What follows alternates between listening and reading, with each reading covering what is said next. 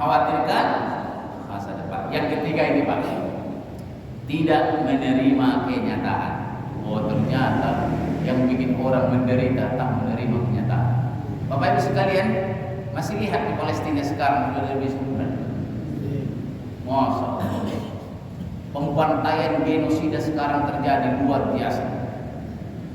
Dan kita berterima kasih tersebut ke Majelis Ulama sudah mengeluarkan fatwa terbaru kemarin mengharamkan mendukung Israel dan berdosa membantu mendukung siapa saja yang berkaitan dengan Israel, termasuk memakan dan meminum, mengkonsumsi semua makanan dan minuman yang berafiliasi dengan Israel. Haram hukumnya. Itu fatwa Majelis Ulama. Setiap 1.000 rupiah yang kita belikan kepada makanan-makanan itu dan itu mengalir ke Israel, dan itulah yang membunuh, membantai anak-anak kecil yang ada di Israel. Haram hukumnya. Itu fatwa Majelis Ulama baru keluar kemarin.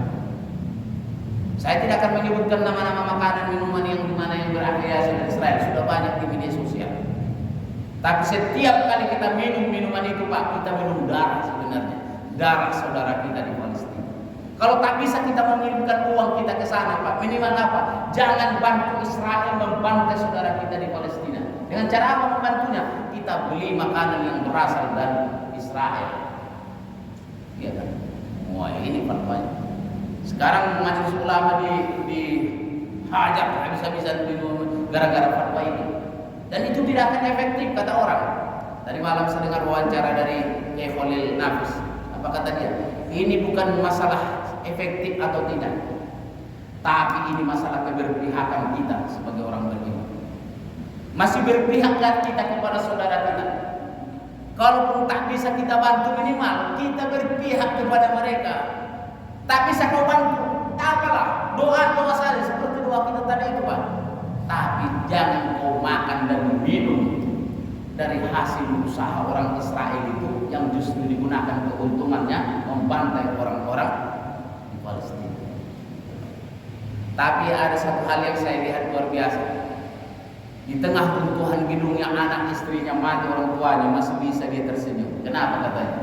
Ini takdir Allah Subhanahu wa Ta'ala. Dia menerima kenyataan. Dan mereka lebih siap mati karena nggak ada pilihan kan.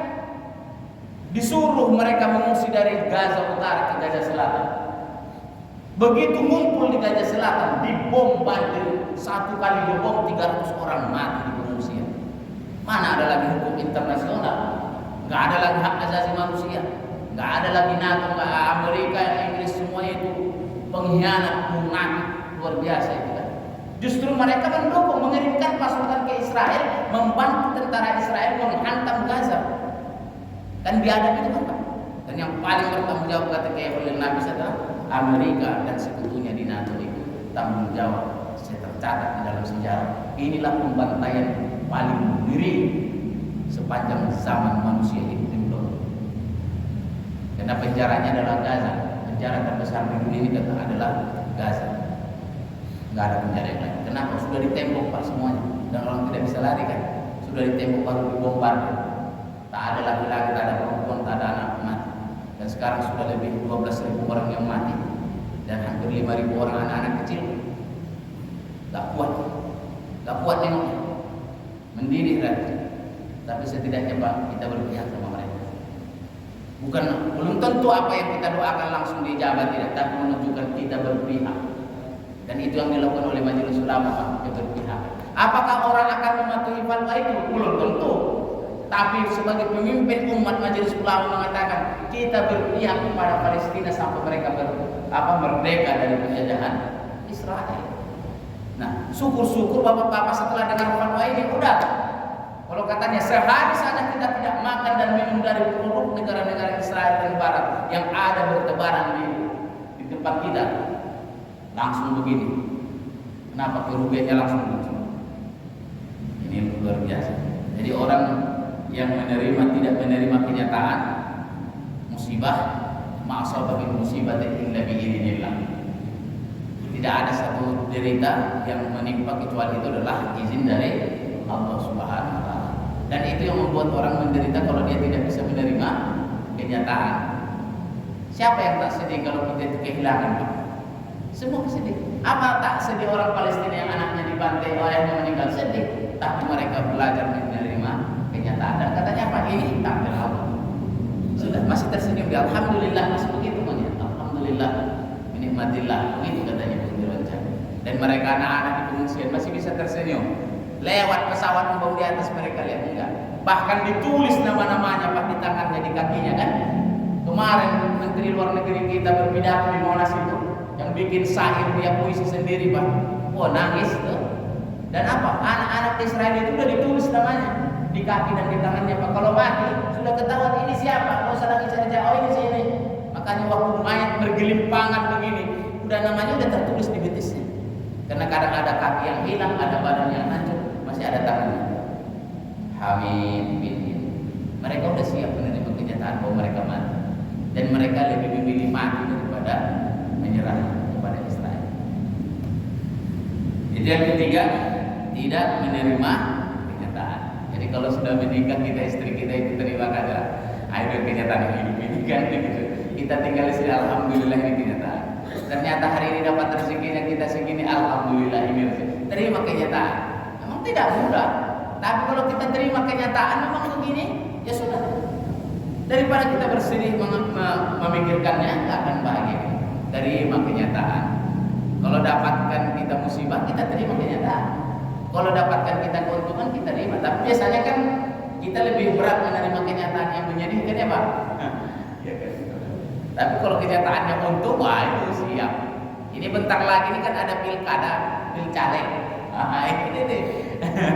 Iya kan? Kalau tak siap menerima kenyataan, saya udah dapat berita, saya baca berita.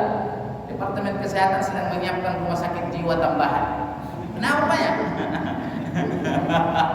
Allah ya Karim. Kenapa Pak? Karena udah dipersiapkan. Ya kan yang diterima itu kan cuma 750 orang di DPR RI sana ya Pak ya, 750 orang. Yang tercatat lebih dari 91.000 masalah seluruh Indonesia Pak. Berarti kan Pak lebih banyak yang masuk rumah sakit jiwa kan? Nah itu Pak. Jadi sedang disiapkan rumah sakit jiwa. Kenapa? Kebagian mereka, sebagian besar caleg-caleg itu tidak siap menerima kenyataan. Siapnya kalau menang. Kalau kalah, tak siap. Nah ini pula. Kalau saya bilang siap kalah siap, ya adalah sedihnya. Namanya kalah pasti, tapi jangan. Udahlah pula. Udahlah kalah, punya utang 5 miliar. Nah itu kan mana siap kali kan? Kalau saya bilang yang mau maju berapa uangnya? 5 miliar. Kalau kau kalah masih ada 10 miliar. Mainkan. Niatkan itu sedekah kau 5 miliar. Kemarin ada calon kepala desa datang ke sekolah ke yayasan. Kebetulan murid dulu. Ustaz, mendoain ini. Berapa kira-kira yang kau habiskan buat ini? Ya 1 M ada lagi Ustaz. Jadi ada 1 M kira-kira habis. Kira-kira kalau kau tak menang masih ada nggak dana kau di bank? Masih ada. 1-2 M lagi masih ada. Jadi nggak akan pingsan kau. Jadi nah kalau gitu niatkan aja sedekah kau ini. Bangun jalan sedekah. Kalau nanti ternyata jalan yang kau bikin itu di situ warganya tidak milik kau, kau bongkar nggak jalannya? Enggak Ustaz. Nah itu berarti ikhlas. Untungnya Pak dia menang. Tuh kepala desa Babakan Ciseeng itu. Untungnya dia menang. Tapi udah bilang kalau ternyata ini kemarin Pak udah saya bangun jalan sepotong sana 100 meter. Ternyata mereka nggak ngedukung saya katanya. Wah kesal lah manusia. Tapi jangan kau bongkar. Macam dulu pernah. Bongkar itu masuk ke musola. Kita perjuangkan ini. Jangan lupa saya. Ya. Oh gitu pemilihan yang di RT masjid itu nggak menang dia. Karpetnya gulung. Bawah. Pengkhianat kalian semua, penipu kalian.